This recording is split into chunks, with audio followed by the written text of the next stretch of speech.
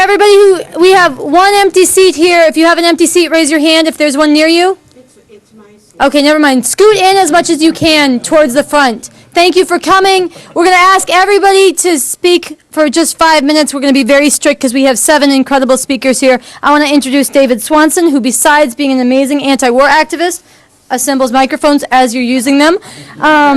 He is part of After Downing Street Memo, AfterDowningStreet.com, sorry. He's been incredibly active in the impeachment movement. He has just been disrupted, Rahm Emanuel's press conference. You may have seen that in the news. Yes. This was David. Here he is. Thanks, and Sarah. So I'm going to speak as loudly as I can, but if other people could please not shout out, not because there's something next door, but because when I watched Bush's speech, I was with a bunch of people who thought it would be a good idea to take a sip of liquor every time he lied. And I have to tell you, it's 3 days later and my head is aching. And it's aching more because of the way the media covered the speech afterwards. And, you know, the Washington, I mean, to see an idiot offends me a lot less than to see smart people following an idiot. And this is what the media is doing. The Washington Post printed the speech, so if people missed it, they could read it, and printed analysis of it. Great. But the analysis came from the White House, which put out a glossy brochure for so-called reporters to plagiarize. And if you went to sources like Foreign Policy in Focus, you found analysis of the speech not by the White House. If you turned on your television, you heard about how smart Bush was to be admitting his mistakes. Now, you didn't see the list of thousands of mistakes that he has not admitted to or served time in prison for. You heard about the one mistake that he made, which was not having done exactly what he now wants to do. This was the mistake you heard about. And so I would like to tell you what I would like to have heard following this speech on my television and radio and in print. And a similar report ought to have been done following Dick Durbin's so-called response to Bush's speech. So earlier this evening, we aired a speech by President George W. Bush that may have left you with some false impressions. We need to correct these matters of fact. The president's speech did not mention weapons of mass destruction or Saddam Hussein, or attempt to explain why we are occupying the nation of Iraq, or what it would mean for that occupation to, quote, win or lose.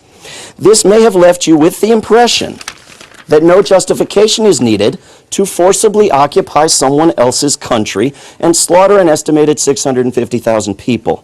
That is not the case, and we apologize. The president made no reference to the permanent military bases he is illegally constructing in Iraq. This may have left the impression that he plans to leave Iraq someday. This, combined with his references to democracy, may have given you a certain idea about his plans for Iraq, and we apologize for the misimpression. The president also expressed support for a number of other Middle Eastern nations allied with the United States, notably Saudi Arabia. This may have given you the idea that these are democracies. They are dictatorships. Bush began his speech by once again connecting Iraq to 9/11. In fact, Iraq had nothing to do with 9/11. We apologize to the millions who have lost loved ones because of this lie.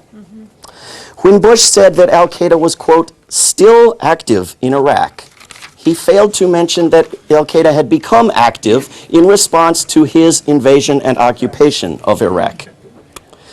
Bush said that he would see that the people of Iraq profited from its oil.